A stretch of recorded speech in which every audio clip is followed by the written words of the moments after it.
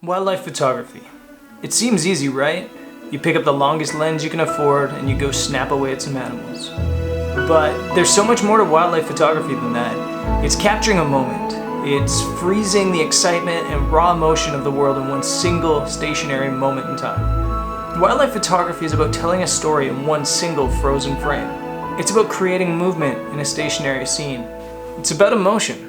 So I decided to do some photography tips today, not only for the reason that my memory card got corrupted. My memory card, it got corrupted and I lost 2 days of footage in Japan as I was photographing the snow monkeys. I only lost footage from the vlogging camera, so it's not like the end of the world. Essentially, I just missed the clips of me talking to the camera on the journey from Kanazawa to see the snow monkeys, which you're seeing now as I voice over, and then I missed my footage at the snow monkeys. And one of the days I was at the snow monkeys, as we spent 2 days there, I did my wildlife photography tips out in the field. But since I lost that footage, I'm gonna do it here on today's episode. So these are my wildlife photography tips.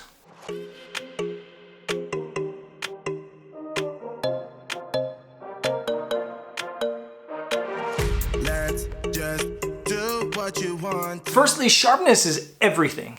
If you're not capturing sharp wildlife images, it's gonna miss the power. When we talk sharpness in wildlife photography, it should be so sharp that when you zoom into 100%, you can see each little hair on the animal's face. And sharpness, above all other things, above all other technical aspects of the photo, is the most important. Please don't be polite, 'cause I like your attitude.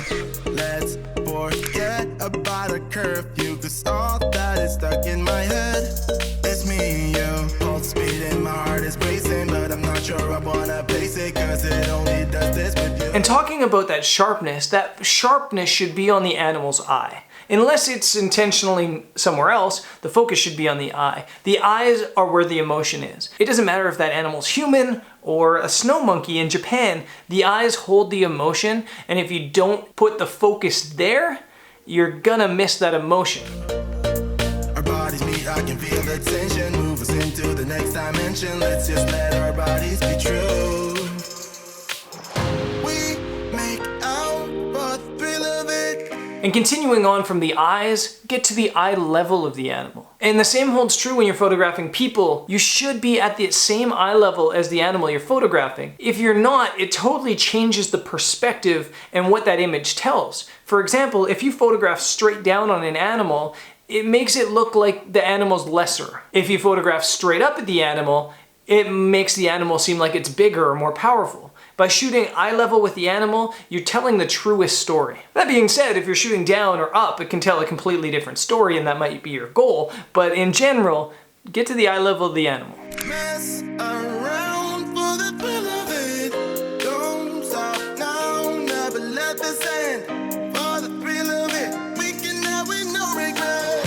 We make out. And you need to understand depth of field. Understanding depth of field is one of the trickiest things when you're starting photography, and with wildlife photography, it's very, very important because the amount of depth of field helps tell the story of that image. For example, if you tell too much of a story and you're shooting too wide a depth of field, you might see people in the background, or there might be distracting elements in the background. If you capture too little of depth of field, you might have too much blurriness and not capture enough of the animal's face or enough of the story. So trying to understand how far you are away from the animal, what f-stop you need to be at, and understanding things like how to use that depth of field to tell the story you want is extremely important in wildlife photography. Thrill of it. Mess around for the thrill of it. Don't stop now, never let this end. For the thrill of it, we can have with no regret. Another tip is to really lean on the rules of composition. I think a lot of times in wildlife photography, we're just firing away at the animals. And that sounds terrible. I mean firing the camera away at the animals, hoping to capture a moment. But if you want that captured moment to have even more power, it needs to be visually pleasing. So we really want to lean on the rules of composition. The rule of 2/3, the rule of symmetry, the rule of the most powerful eye in the center of the frame, rule of threes, and any other rule of composition you can think of. They're all going to come in handy when you're framing your wildlife images.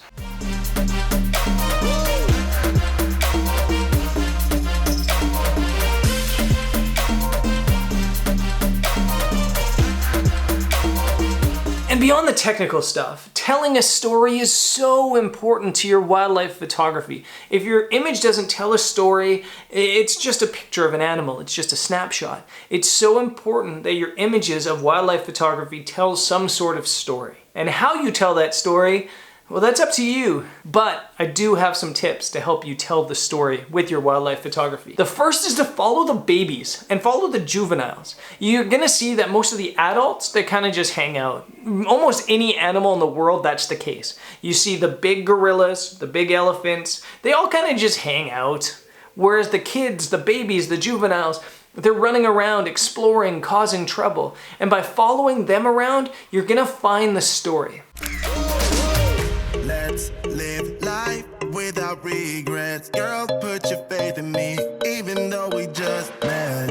Let's forget about a curfew, cause all that is stuck in my head. It's me and you, pulse speed and my heart is racing, but I'm not sure I wanna pace it, cause it only does this with you. Our bodies meet. Another tip to telling that story is not to trap the animal in your crop. And what I mean by that is if your animal's too tightly cropped, it's gonna look caged. There's gonna be nowhere for it to go, nowhere for the story to go. But on the other hand, if you put an animal kind of in this half of the frame and you leave some empty space, just a little bit of empty space on the side, it gives the viewer of the image an idea of where that animal is going to go or what that animal is going to lead into. So when you're cropping your images or when you're framing your images, don't crop too tight. Not only does a crop that's too tight make it hard for that image to tell a story, but you can't uncrop. So when you're framing, always frame a little wider than you think you need because you can always crop that in. Attention, move us into the next dimension. Let's just let our bodies be true. We make out for the thrill of it. Mess around for the thrill of it. Don't Another thing I think that's important with wildlife photography is not to try to humanize the wildlife. And what I mean by that is I think that so often we try to humanize everything in the world. We see a monkey and we see ourselves. We see other animals and we see ourselves. We like when we see animals doing things that are human behavior, but it's not human behavior. They're not humans. So don't try to humanize them in your photography. Try to show what they're like. Try to show what the animal actually likes. Try to show that animal's actual behavior. No, never let this end. For the thrill of it, we can have with no regret.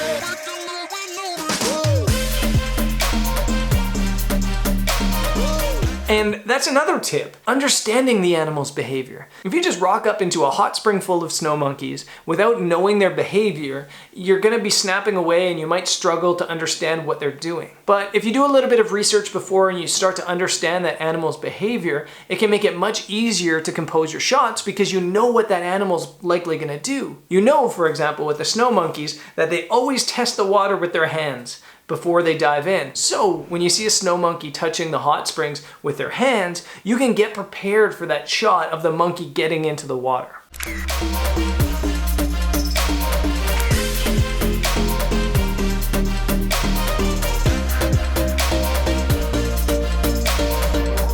We make out for the thrill of it.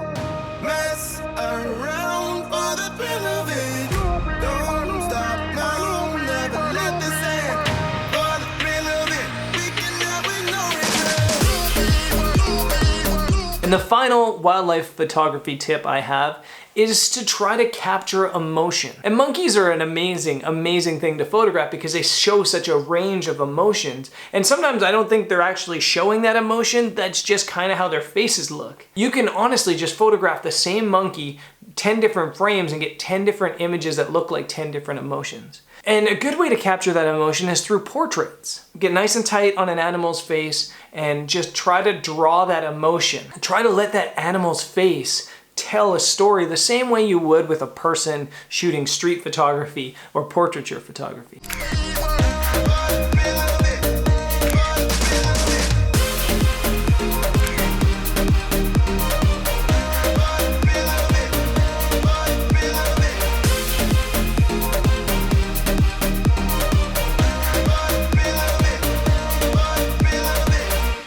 Now, that's it. quick video on wildlife photography and the tips I have for wildlife photography.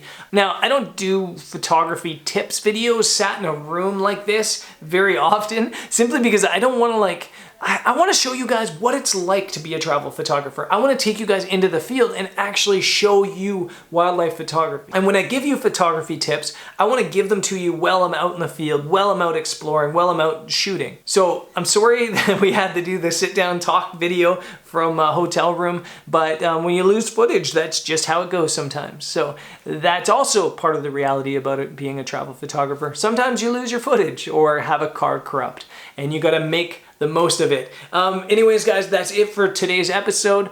Tomorrow, Jody and I head to a place called Hitachi Seaside, which is this crazy park in Hitachi. And I think it's going to be fun. And then I head to Mount Fuji, actually, for a couple days of photography, and that's going to be amazing. So I'll see you guys there on the next episode. Vlog style, rather than sitting in a hotel room. Catch you later. Peace.